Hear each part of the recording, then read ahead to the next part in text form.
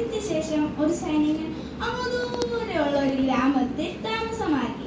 അയാൾ ഒരു കാവൽക്കാരനെ നിയമിച്ചു. കാവൽക്കാരനോട് ഇപ്രകാരം പറഞ്ഞു: എന്നെ പറ്റി ആരെങ്കിലും വന്ന് ചോദിക്കുകയാണെങ്കിൽ ഞാൻ തീ പോലെയെന്ന് നീ പറയണം.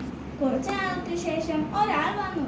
അയാൾ ചോദിച്ചു: കാവൽക്കാരാ, എനിക്ക് അദ്ദേഹത്തിന് ഒന്ന് പരിചയപ്പെടണോ?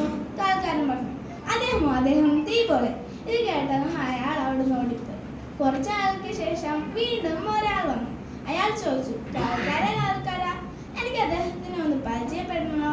കാവൽക്കാരൻ പറഞ്ഞു: അദ്ദേഹം തീ പോലെ. ഇത് കേട്ടതും അയാൾ പറഞ്ഞു: എന്നാൽ എനിക്ക് അദ്ദേഹത്തിന് ഒന്ന് പരിചയപ്പെടണല്ലോ. കാവൽക്കാരൻ അത്ഭുതമായി. കാവൽക്കാരൻ ഓടിച്ചെന്ന് സൈനികനോട് പറഞ്ഞു. സൈനികൻ പറഞ്ഞു: തീയെപ്പറ്റി നമുക്കറിയത്തില്ലേ?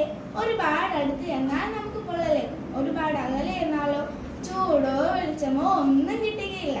അത്യാവശ്യത്തിന് അകലം പാലിച്ചിരിക്കുകയാണെങ്കിൽ നമ്മുടെ ചൂട് കാരണം നമ്മൾ തണുപ്പാറ്റാനും സാധിക്കും. ഇങ്ങനെ വേണം മറ്റുള്ളവരോട് പെരുമാറാൻ. ഇതറിയാവുന്ന ആളാണ് രണ്ടാമത് വന്നത്. അദ്ദേഹത്തെ കയറ്റിയിട്ടോളൂ.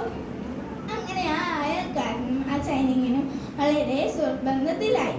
കൊലോസ്യർ ലേഖനം 4-ാം അധ്യായം 5-ാം വാക്യത്തിൽ ഇപ്രകാരം പറയുന്നു: സമയം തക്കത്തിന് ഉപയോഗിച്ച് പുറത്തുള്ളവരോട് ജ്ഞാനത്തോടെ പെരുമാറുകയും ജ്ഞാനത്തോടെ പെരുമാറാൻ ദൈവം എല്ലാവരെയും സഹായിക്കട്ടെ എന്ന് പറഞ്ഞുകൊണ്ട് ഞാനിവിടെ നിർത്തുന്നു. നന്ദി.